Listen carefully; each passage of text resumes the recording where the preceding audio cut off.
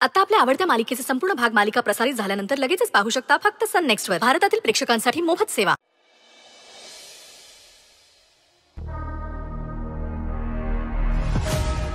आई तू इथे काही काम होतं का? हो, पण तू कुठे गायब होतास? अरे नथिंग, मी जरा असंच बाहेर ते. देवांश,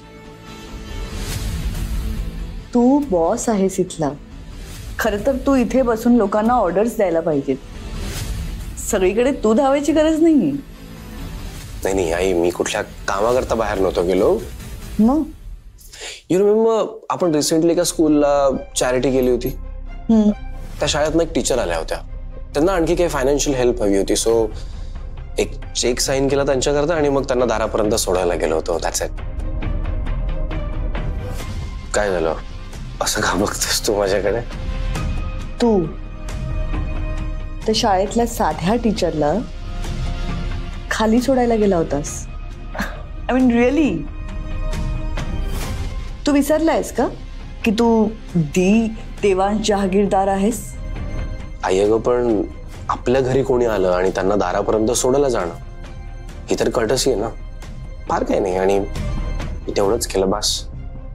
हो, पण कर्टसी पाळण्यासाठी समोरची व्यक्ती सुद्धा त्या स्टँडर्डची असायला पाहिजे ना. उठ सूट सगळ्यांना दारापर्यंत सोडत राहिलास ना तर तुझी व्हॅल्यू कमी होईल त्यांना. हे बघ, इतका चांगुलपणा दाखवायची काहीच गरज नसते. त्याच्याने ना लोक फायदा घेतात.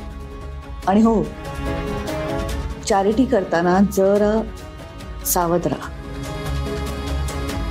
सगळ्यांना मदत करण्यासारखं जग राहिलं नाहीये आता.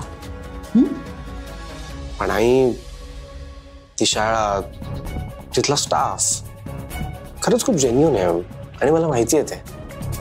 असेल, पण आपण गाफील राहायचं नसतं. हे बघ देवांश, मी तुझ्यापेक्षा जास्त पावसाळे बघितलेत म्हणून सांगते. जेव्हा तुझ्या बाबांना बिझनेसमध्ये लॉस झाला होता ना, तेव्हा त्यांना मदत करायला कोणीच आलं नव्हतं. इनफॅक्ट तेव्हा तुझे बाबा ज्याला जी मदत लागेल ती मदत करायची, तेही आउट ऑफ द वे जाऊन. पण जेव्हा त्यांना मदतीची गरज होती तेव्हा कोणी हात पुढे केला नाही.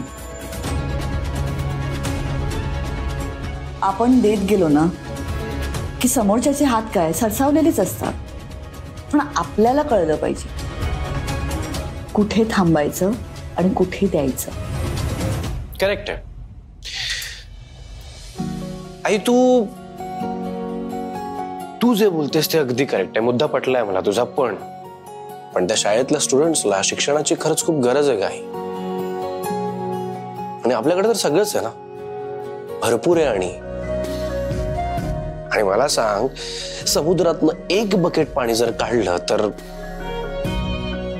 समुद्र आटत नाही ना. ही फिलॉसॉफी ऐकायला बोलायला छान वाटते, पण तितकी प्रॅक्टिकल नाहीये. त्यात तुझं आता लग्न होणार आहे, तुझा संसार सुरू होणार, आणि तुझं सासर हे किती गडगंज श्रीमंत आहे हे तर आपण आपल्या डोळ्यांनी बघितलंच आहे, नाही का? हे बघ, तू जे काही करतोयस त्याला माझी मनाई नाहीये. तू खुशाल मदत करताना, पण आधी नीट चेक कर की खरंच त्यांना ती मदत पाहिजे आहे का नाही. मी एक काम करते, मी त्या शाळेला विजिट करते.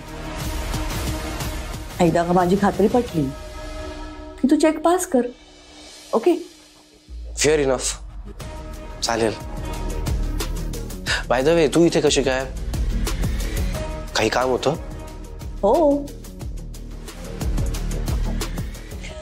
आपल्या पनवेल प्लांटचे जे मॅनेजर आहेत ना, मिस्टर जोशी, त्यांच्या काही रिक्वायरमेंट्स आहेत. सो कोटेशन पाठवले त्यांनी, एकदा चेक करून घे.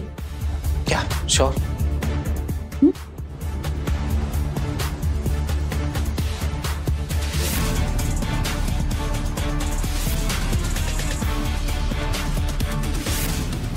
अंजली अंजली अगं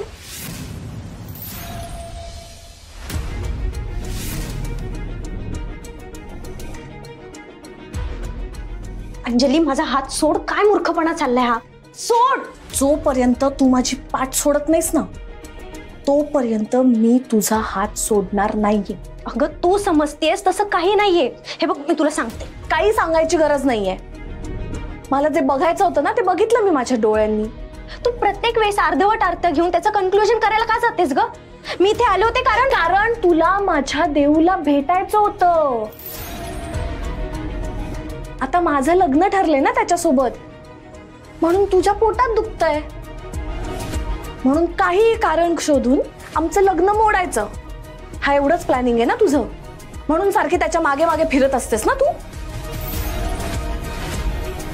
हे खरं नाहीये, समजलं? एका मिनिटासाठी आपण असं गृहीत धरूया की हे सगळं खरंय, पण त्याचा तुला प्रॉब्लेम का व्हायला पाहिजे? कारण तू तर आम्हाला ओपन चॅलेंज केलंयस ना की तू माझं काहीही करू शकत नाहीस, मी कशालाच घाबरत नाहीस. मग आता घाबरलीस? बोल ना, तुझ्याशी बोलते मी.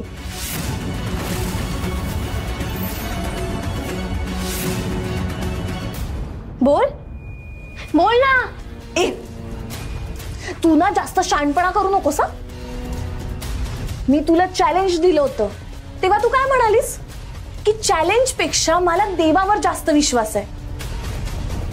मग आता दे ना सगळं देवाकडे सोडून. का 17 वेळा माझ्या होणाऱ्या नवऱ्याच्या मागे फिरत असतेस? आणि सई, भीती ना मला नाहीये, तुला आहे. कारण तुझ्याकडून सोन्याची अंडी देणारी कोंबडी निघून चालली. अंजली बास. देवान सरांबद्दल मी काही ऐकून घेणार नाही. का? तुझं कोणी नाही लागत ना तो? मग काय प्रॉब्लेम आहे तुला?